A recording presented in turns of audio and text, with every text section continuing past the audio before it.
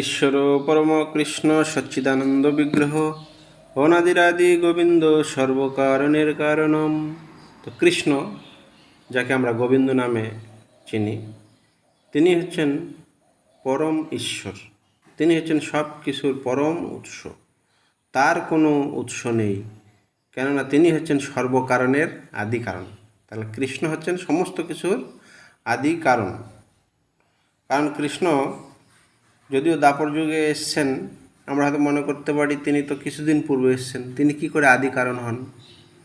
না, তিনি কিছুদিন পূর্বে শুধু এই জগতে লীলা করতে এসছেন। এই জগতে জীবদেরকে উদ্ধার করার জন্য ব্রহ্মার একদিনে একবার তিনি আসেন। কিন্তু কৃষ্ণ গোলক বৃন্দাবনে তিনি সর্বদাই তার ভক্তদের সঙ্গে লীলাবিলাস করছেন সেখানে। তো সেই কৃষ্ণই হচ্ছে আদি কারণ। আমরা দেখতে পাই তার কাছ থেকেই সমস্ত অবতারগণ প্রকাশিত হন, সমস্ত বিশ্বব্রহ্মাণ্ড তার কাছ থেকেই তিনিই সৃষ্টি করেছেন। সমস্ত জীবেরই তিনি হচ্ছে উৎস। তো সংক্ষেপে আমরা শাস্ত্রের দৃষ্টিকোণ থেকে আলোচনা করব তিনি কি করে সমস্ত কিছুর পরম উৎস। আমরা জানি কৃষ্ণ যখন এই জগৎ সৃষ্টি করবেন তখন তিনি নিজেকে প্রকাশিত করেন। ভগবান কৃষ্ণ তিনি নিজেকে বিস্তার করেন পুরুষ অবতার রূপে। পুরুষ অবতার বলতে আমরা তিনজন, যেমন কারণোদকশায়ী বিষ্ণুকে বলি, গর্ভোদকশায়ী বিষ্ণু, আরেকটি রয়েছেন ক্ষীরোদকশায়ী বিষ্ণু। তিন বিষ্ণুকে আমরা পুরুষ অবতার বলে থাকি। এই পুরুষ অবতার তিনি রূপ ধারণ করেন। প্রথমে তিনি কারণোদকশায়ী বিষ্ণু, তিনি কারণ সমুদ্রে শায়িত রয়েছেন। কৃষ্ণ থেকে কারণোদকশায়ী বিষ্ণু প্রকাশিত হয়েছেন। সেই কারণোদকশায়ী বিষ্ণু কী করলেন? এই জড় সৃষ্টির জন্য দৃষ্টিপাত করলেন এবং তার মাধ্যমে তিনি মহত্তত্ত্ব সৃষ্টি করলেন। মহত্তত্ত্ব বলছে এই যে চিদাকাশ রয়েছে, আমাদের যেমন আকাশ রয়েছে, তার মধ্যে মেঘ যেমন হয়তো খুব ঘনীভূত মেঘ যখন আমাদের উপরে আসে, ওই মেঘের মতো দেখতে, কারণোদকশায়ী বিষ্ণু দৃষ্টিপাতের মাধ্যমে ওই মেঘের মতো তিনি মহত্তত্ত্ব সৃষ্টি করলেন। তারপর কী করলেন না, তার শরীর থেকে অনন্ত কোটি বিশ্ব ব্রহ্মাণ্ড সৃষ্টি করলেন।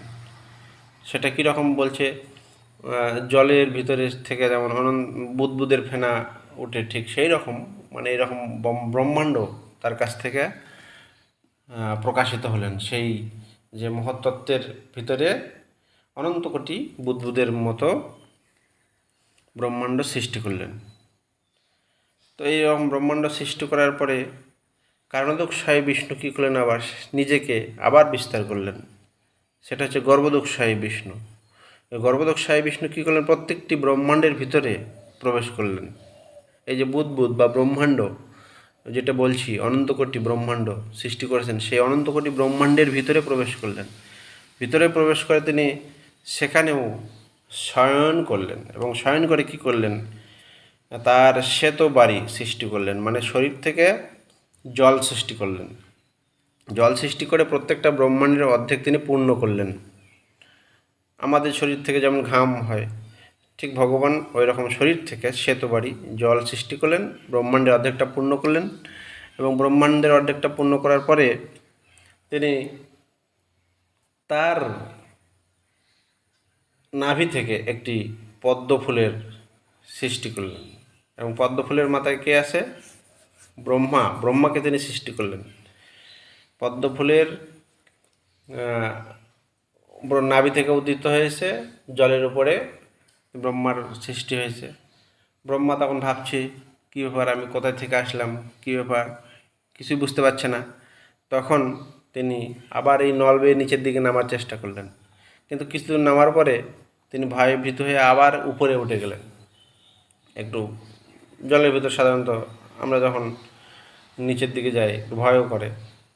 তারপরে আবার উপরের দিকে উঠলেন, উঠে চিন্তা করছেন কোথায় থেকে এসেছি চিন্তা করতে করতে জলের তপ শব্দটি তিনি শুনতে পান এবং তিনি তপ শুনে তিনি তপস্যা শুরু করে দেন। এবং এই তপস্যা যখন শুরু করে দীর্ঘদিন তপস্যা করার পরে ভগবান তাকে দর্শন দেন, বা ভগবান তাকে দর্শন দেওয়ার পরে উপদেশ প্রদান করেন ভগবান তাকে কেন সৃষ্টি করেছেন। প্রত্যেককে ভগবান সৃষ্টি করেছেন বিশেষ উদ্দেশ্য নিয়ে। তো ব্রহ্মাকে ভগবান সৃষ্টি করেছেন এই জগৎ সৃষ্টি করার দায়িত্ব তাকে দিয়েছেন। আমরা জানি সৃষ্টিকর্তা আছে হচ্ছে ব্রহ্মা, তারপরে পালনকর্তা বিষ্ণু, সংহারকর্তা মহাদেব, এই যে দেখতে পাই। তো ব্রহ্মাকে এইভাবে সৃষ্টি করলেন, বললেন যে এই যে এখানে উপাদান আছে, উপাদান মানে সৃষ্টির উপাদান বলতে এই যে আমরা জানি পঞ্চভূত আছে, মাটি জল বায়ু অগ্নি আকাশ, তারপরে মন বুদ্ধি অহংকার আছে তিন, তারপরে হচ্ছে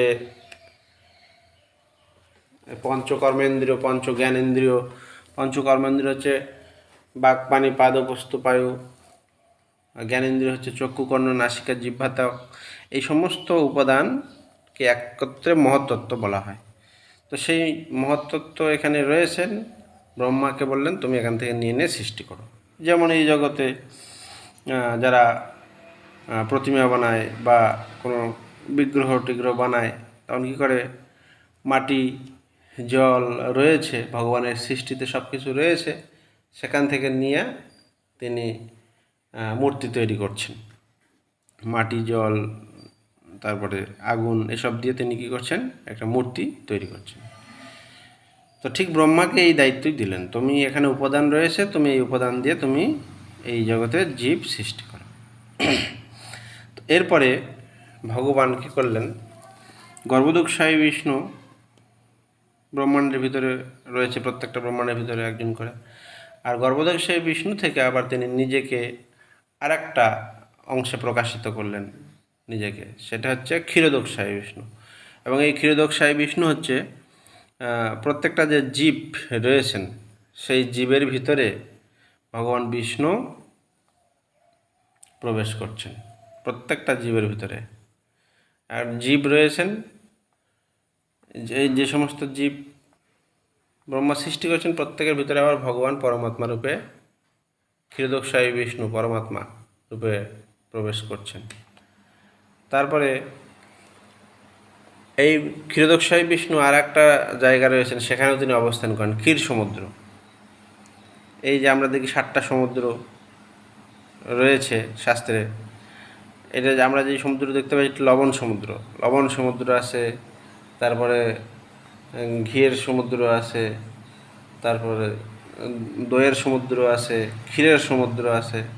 তো এই ক্ষীর সমুদ্র যেখানে রয়েছে সেইখানে ক্ষীরোদোক্ষায়ী বিষ্ণু আবার বিরাজ করেন। তো এই ক্ষীরোদোক্ষায়ী বিষ্ণু ব্রহ্মা যখন সৃষ্টি করছেন, ব্রহ্মাণ্ড যখন পরিপূর্ণ, ব্রহ্মা প্রথমে কাকে সৃষ্টি করলেন, নারদমণিকে সৃষ্টি করলেন। নারদমণি, তারপরে হচ্ছে চতুষ্কুমার, তারপরে দেখি আমরা মনুর শতরূপা, এইভাবে মনুষ্য জাতি, মনু থেকে তারা স্বামী স্ত্রীর মাধ্যমে এই জগতে প্রজা বৃদ্ধি হতে লাগলো। এবং যখনই কোনো সমস্যা হয় এই জগতে, এবং ভগবান যখন সৃষ্টি করেছেন, ভগবান সমস্যা হলে কি করবে, ভক্তরা ভগবানের শরণাপন্ন হবেন। তাই ভক্তরা এই সমস্যা হলে ক্ষীর সমুদ্রে গিয়ে ভগবানের শরণাপন্ন হন, প্রার্থনা করেন আপনি আমাদেরকে উদ্ধার করুন এই বিপদ থেকে। তখন কি করে, ক্ষীরোদোক্ষায়ী বিষ্ণু তাদেরকে আশ্বাস দেয় যে ঠিক আছে তোমরা ফিরে যাও, আমি যথাসময়ে আসবো। এই ক্ষীরোদোক্ষায়ী বিষ্ণু থেকে আবার সমস্ত ভগবানের যে সমস্ত অবতার আমরা দেখতে পাই তারা প্রকাশিত হয়। এই যে তার কাছ থেকে যে সমস্ত কিছু আসেন, এটার একটা শাস্ত্রে রয়েছেন আমাদের 10 অবতার স্তোত্রে, যে কেশবধৃত নরহরিরূপ জয় জগদীশ হরে, মানে কেশব মানে কৃষ্ণ, কৃষ্ণ থেকেই আসছেন। কেশবধৃত মীন শরীর জয় জগদীশ, কেশবধৃত বামন রূপ, মানে কেশব কৃষ্ণ থেকেই সবাই এই জগতে আসছে। আর কৃষ্ণ এইদিকে ক্ষীরোদোক্ষায়ী বিষ্ণু থেকে আবার সমস্ত ভগবানের অবতার, তারা যেই কার্য সাধনের জন্য আসেন সেইটুকু তারা কার্য করেন, করার পরে আবার তারা এই ক্ষীরোদক সাহেব বিষ্ণুর